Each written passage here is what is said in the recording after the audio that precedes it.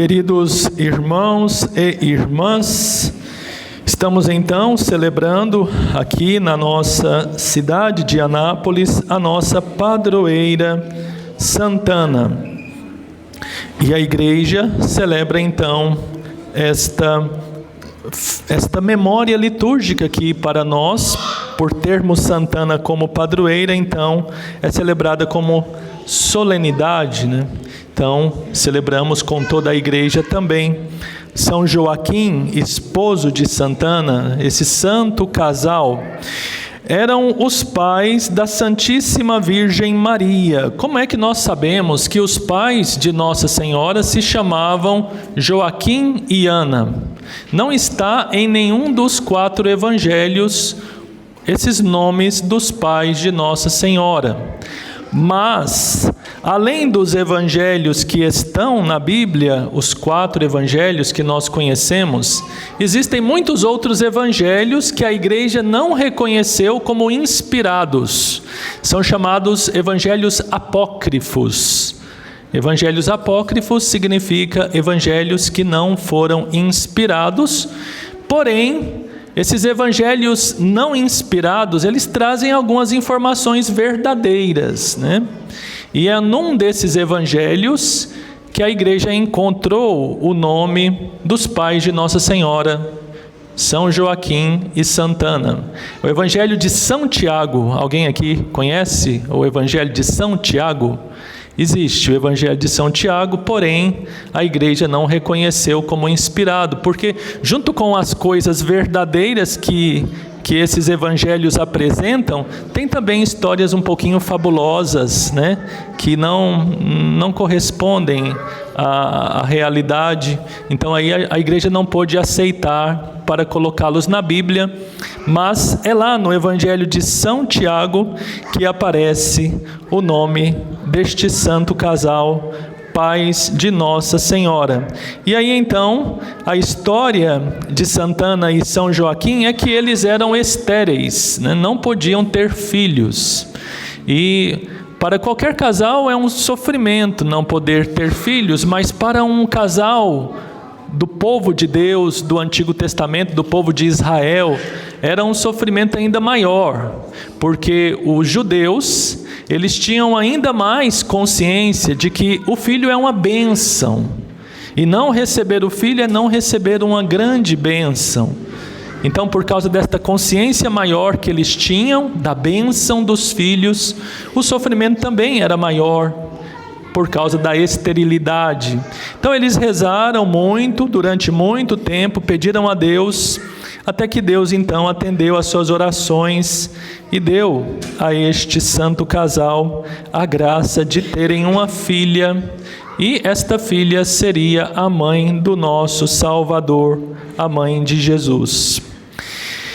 A devoção a Santana, ela está ligada às origens da nossa cidade de Anápolis, né? E é importante nós conhecermos um pouquinho esta história das origens de Anápolis, para que nós compreendamos, né, de onde nós viemos, como é que começou esta cidade, este município de Anápolis. O que estava lá no começo? A fé católica, né? Então, um primeiro motivo para nós darmos graças a Deus, nós aqui de Anápolis, é que nós não escolhemos uma padroeira. Aqui em Anápolis nós não escolhemos uma padroeira, mas foi ela que nos escolheu. Foi Santana que nos escolheu, foi ela que quis permanecer aqui desde os inícios desta nossa cidade de Anápolis. Então, quase todo anapolino já ouviu pelo menos uma vez a história desta origem da nossa cidade. Quem não ouviu, então, é importante que conheça a história da dona Ana das Dores de Almeida. Olha só, já se chamava Ana, e então ela também era devota de Santana, né? De quem ela tinha o nome. A dona Ana das Dores de Almeida, ela era a mãe do Gomes de Souza Ramos. E ela ainda não morava aqui era apenas um pequenino povoado, nem igreja tinha. E uma vez então, a dona Ana das Dores, ela vinha em viagem e estava apenas de passagem por esta região aqui, por essas terras, né? Ela vinha de Jaraguá, junto com uma comitiva de tropeiros, e o destino era Bonfim. O Bonfim era Silvânia, né? Mas Santana não queria Bonfim, Santana queria permanecer aqui, né?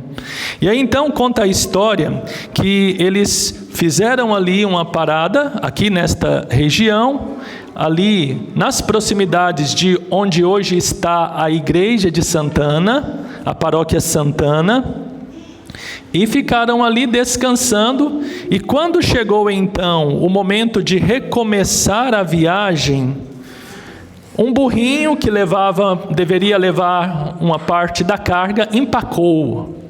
O burrinho empacou e não queria se mover, não queria sair do lugar.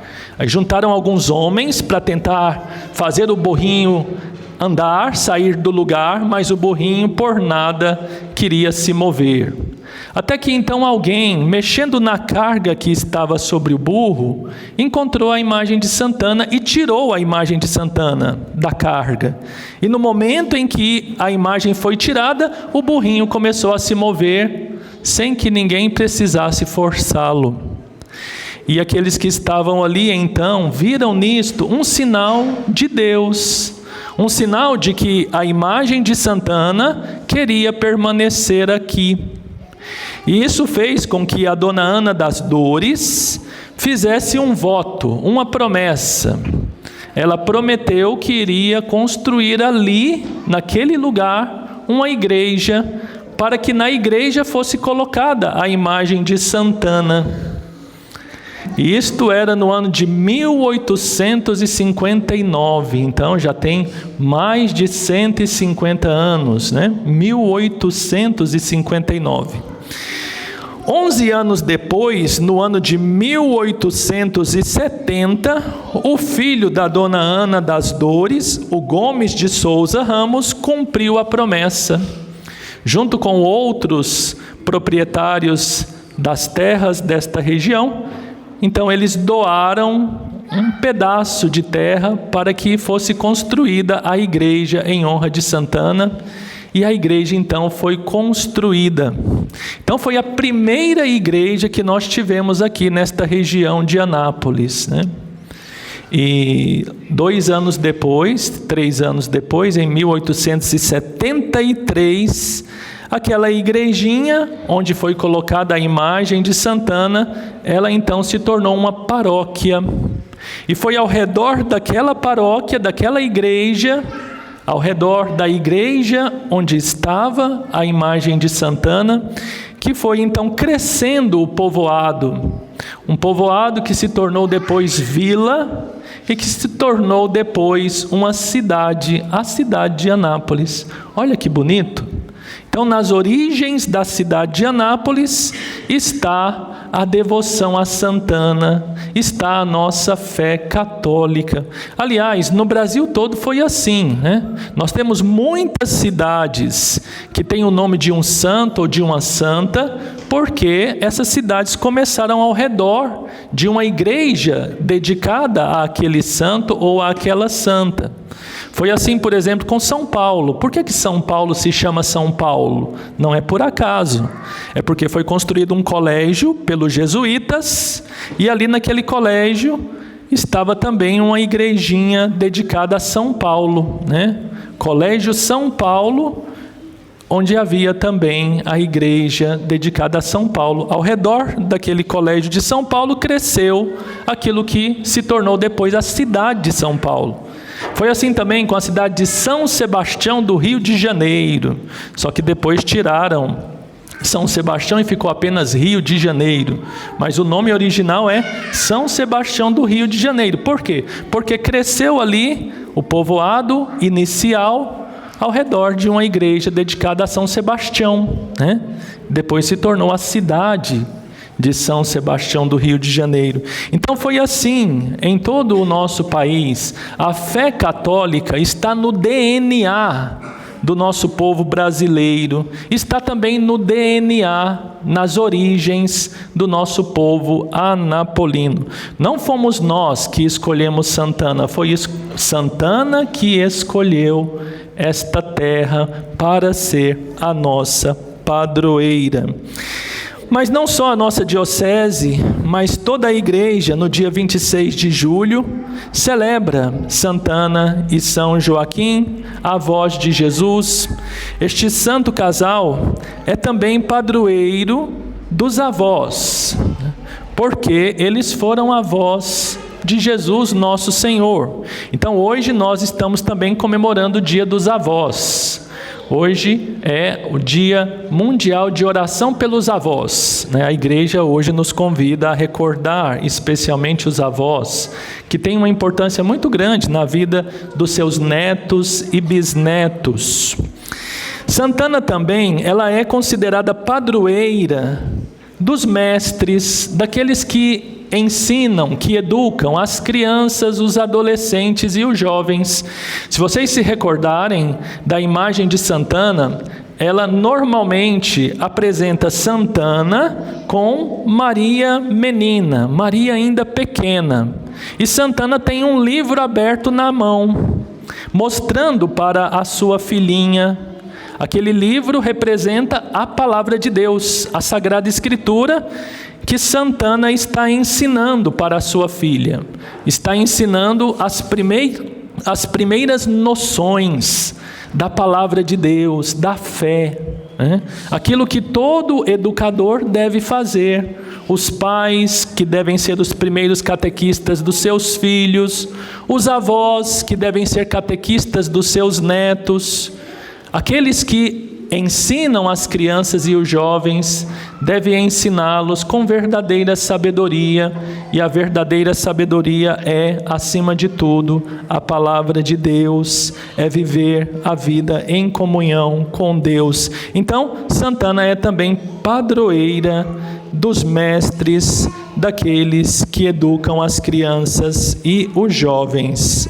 Celebrando São Joaquim e Santana, nós podemos então refletir um pouquinho sobre a importância que os avós têm na nossa vida.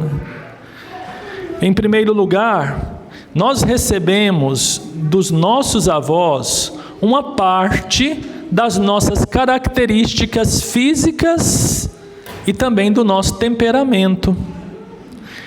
Não sei se vocês já sabiam disso, mas as nossas características físicas nós recebemos dos pais e dos avós, e também o nosso temperamento.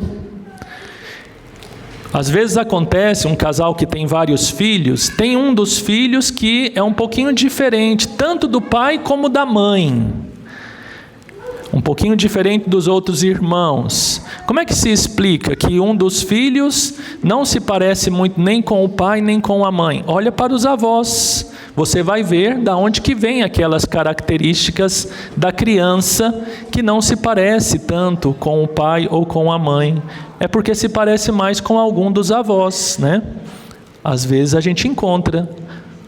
Então, é a prova de que nós recebemos também dos avós a nossa herança genética, uma parte das nossas características físicas, mas também o nosso temperamento, né?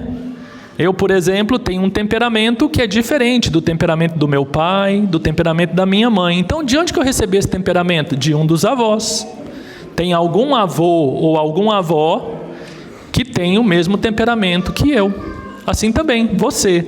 Repara, se o seu temperamento é diferente do temperamento do seu pai ou da sua mãe, é porque você recebeu de algum avô ou de alguma avó o temperamento que você tem.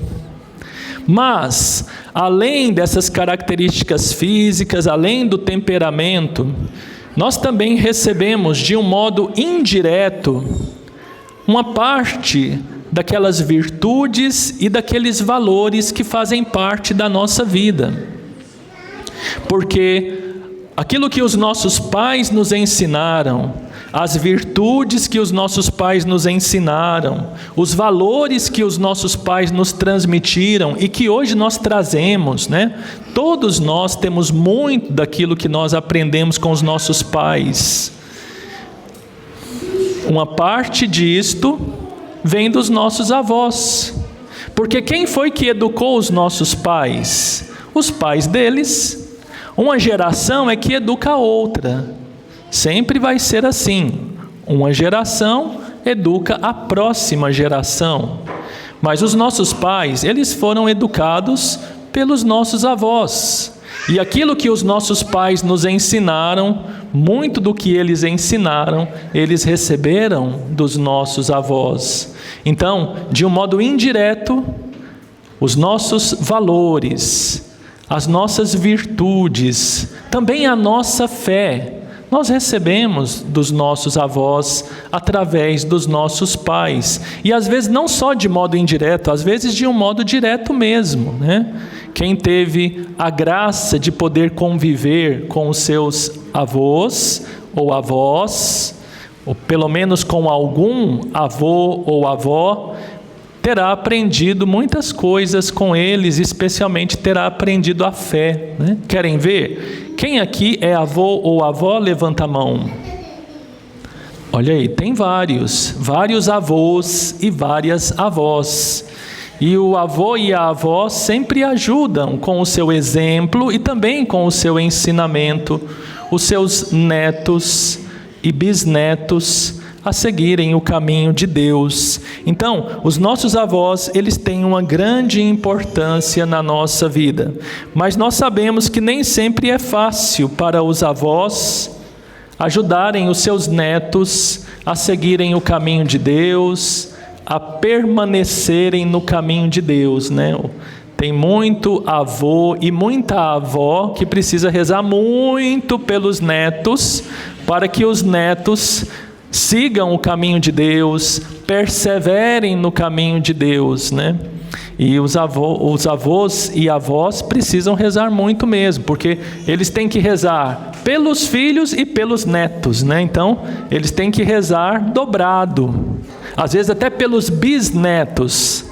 Aí, graças a Deus que eles já estão aposentados, eles têm mais tempo, então podem rezar mais, né? Mas só Deus sabe quantas graças que nós recebemos na nossa vida, graças à oração, à intercessão dos nossos avós, das nossas avós. Se não é muito fácil esta missão de ajudar os netos e os bisnetos a seguirem o caminho de Deus e permanecerem nele, os nossos avós e avós podem e devem pedir a intercessão de Santana e São Joaquim. Eles também foram avós. Eles conhecem bem a missão de cada avô e de cada avó e intercedem por eles de um modo especial. Então vamos também pedir a intercessão de Santana e São Joaquim, especialmente pelos avós, por aqueles que têm a missão tão nobre de educar as crianças e os jovens, para que eles tenham sempre verdadeira sabedoria para educar, e que eles ensinem não só com as palavras, mas principalmente com o bom exemplo, com o testemunho de vida. E vamos pedir a esse santo casal que interceda pela nossa diocese, pelo nosso bispo, pelos nossos padres, por todo o povo de Deus que faz parte da diocese de Anápolis, para que a nossa amada diocese seja sempre uma terra de verdadeiros católicos que servem de todo o coração a Jesus, seja uma terra de pessoas que amam verdadeiramente a Virgem Maria, seja uma terra de fiéis devotos de Nossa Senhora, que é a filha de Santana e de São Joaquim. Com certeza, aquilo que eles mais desejam Santana e São Joaquim é que nós sejamos fiéis a Jesus, sejamos dedicados ao serviço de Jesus e que nós sejamos também verdadeiros devotos da Virgem Maria, que eles alcancem para nós esta graça. Que assim seja. Louvado seja nosso Senhor Jesus Cristo.